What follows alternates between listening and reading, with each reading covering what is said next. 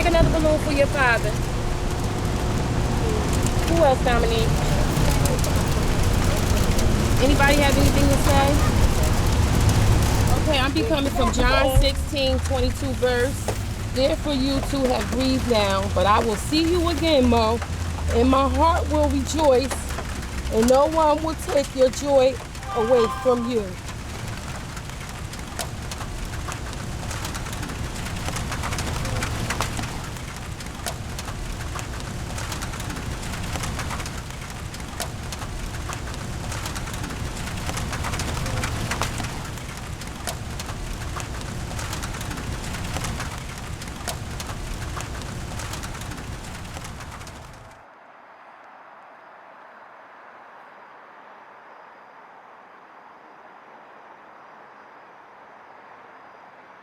In this city where it's only 8 square miles, we have state police, we have local police, we have sheriff department, we have parole, we have probation, we have DEA, FBI, ATF.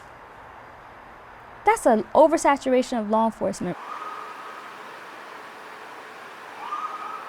If you can't catch what's happening in a community that's that small, don't you think it's time to do something different?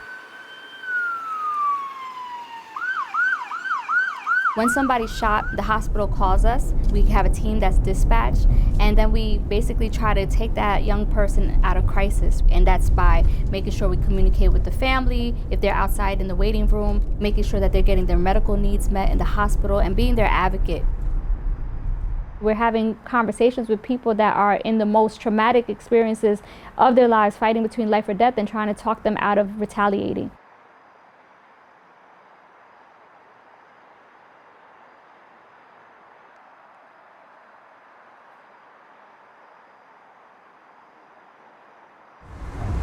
I got shot right here where I'm standing at right now. And I was coming out of the store. I just was at work. I was going to the store and I was just talking to my friends, and that happened. Not much I could say. Wrong place, wrong time.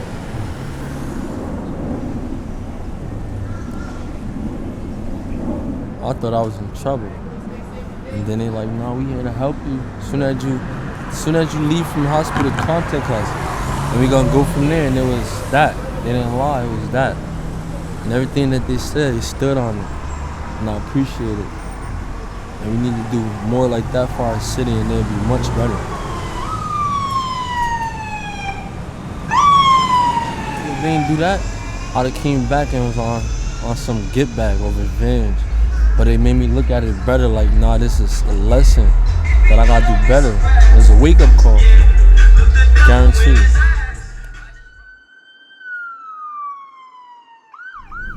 We went to the room. They were still trying to clean him up a little bit. He was there with his mom.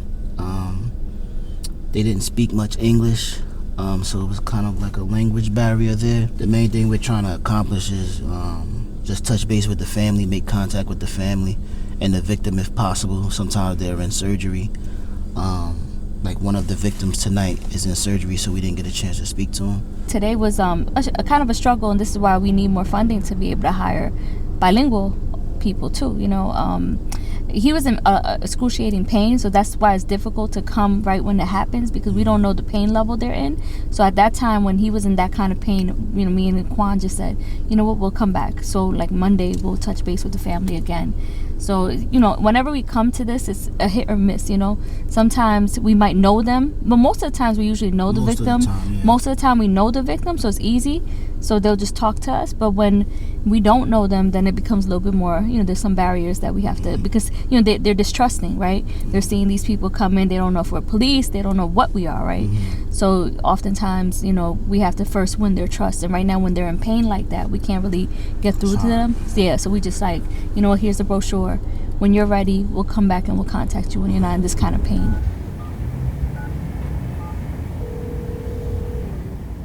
This is Teddy Martinez calling from the Paterson Healing Collective. I was just calling to follow up with you to see how you was doing. The shooters are getting younger and younger and younger. The victims are getting younger. So Paterson is just a city that's just exploding, And that's why we're here to try to get ahead of the curve. Ground floor, going up. I don't care who you are as a gunshot victim. When you land there, you're scared. You want somebody to intervene. You know, you want to know that you're going to be okay.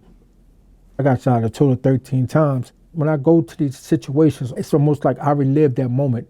These kids in the city of Paterson that's going through this violence over and over and over, and the traumas that they're facing. Imagine what they're going through with no help. I was that kid with no help. Most of our staff is from this community or communities like it. Some of them are also gun violence victims themselves. We rely on that community piece where public safety should be led by the community and those impacted by this violence the most. I've been shot on 3 different occasions. It's my neighborhood. I grew up around here. Got a big influence in this neighborhood right here. I just was walking around one day, right? Seen like 2 little kids. I said, why y'all just walking around? Like, go play some basketball. He said, I ain't trying to get shot. These kids 11, 12, 13. He said he ain't trying to get shot just by going to play basketball. I was fighting a case, had a lot of time over my head. I beat the case. Second chance at life, I knew I had to make a change. Like, I couldn't really make the same mistake. So I'm like, I need to provide for these kids what I didn't have. I feel bad for the generation of today because they don't get to be children. They don't get to be kids. They need something to do. They need somewhere to go. These kids have nothing but the streets. I keep my daughter inside because a bullet has no name.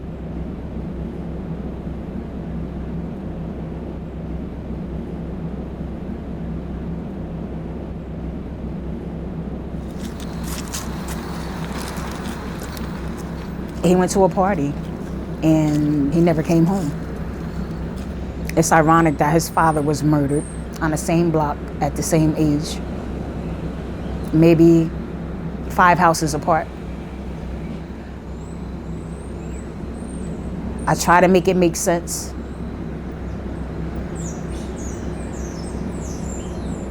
I don't know. My heart won't let me do that.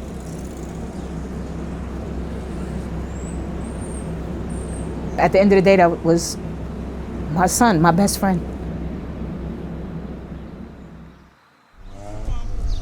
Hey guys, we're having an event at School 6. Yeah, we going there. Oh yay! All right, see y'all soon, okay? It's in the gym? Yes, it's in the gym. We got basketball and everything. See you soon! Paterson is this beautiful city with beautiful people that have all this hope. And when you meet Patersonians, especially our young folks, they're so excited. They're so hopeful about their future. Marcus said go! When we show up on the blocks, all those young people that people feel are hard to reach or they want to stay away from, those are the ones that give us hugs and reach out to us. So even though people say that the community is disconnected here or there's so much violence and everybody hates each other, I don't see that. We have made it cool to heal. We're bringing them resources, we're bringing them joy. So it's like not a hard pitch to say, hey, if you're ready to change your lifestyle, we're here for you.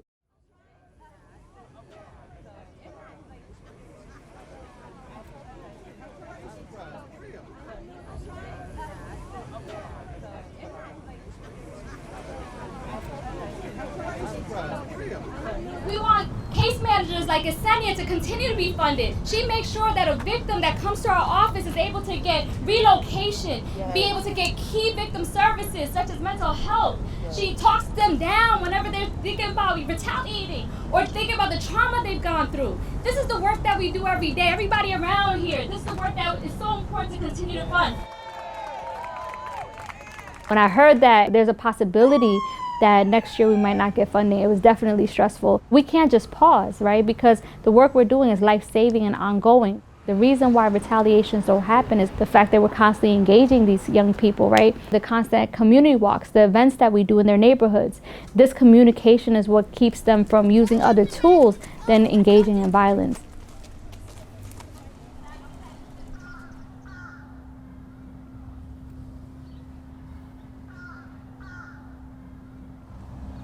That's great what they do. Getting the kids doing activities, taking their attention away from something that's bad, that's destroying them. I think if we had that much help then when we was coming up, taking us away from all the violence, we wouldn't be the way that we are today. My life before this, it was in the streets, a lot of violence.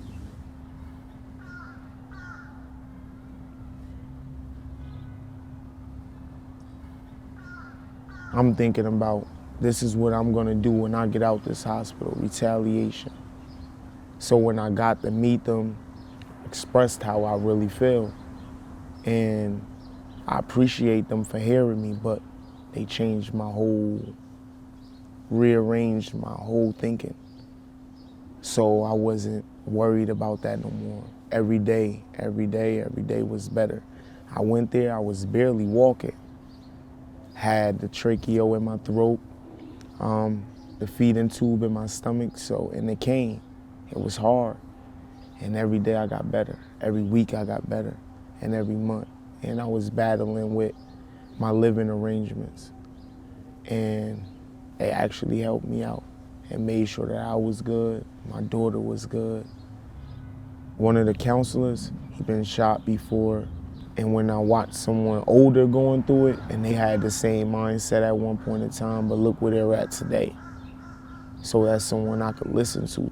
I had my days, had my times, but they was able to back me out of all of that.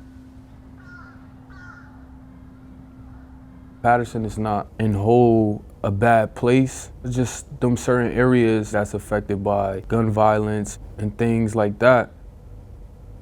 I was shot about 6 months ago, and Paterson Healing showed up at my bedside. They were supporting me so much. As I was going through the process of healing, the main thought I had was that I want to give back to my community, you know, like, I want to make it a better place. I mean, I was you, like, I felt the same way when I was younger. But what I did, like, I just identified the fake love from the real love, you feel me? Like, the real love was always at home, and the fake love was in the streets, honestly, you feel me? So I identified that, found out what was more important, and family was more important, so I started paying more attention to family, and I was just standing on that, and I was just like, I was still like in the streets, you feel what I'm saying? But I just knew, like, when it's that time to go, I gotta go, you feel me? It ain't, I was my own person, you just gotta be your own person, you feel me? Coming from what I come from and the kids coming up under me that look up to me, I just want to let them know that you do have hope and you do have opportunities. My hope for Paterson is just to become less violent. Let's all come to an understanding, unite, and be strong as a city.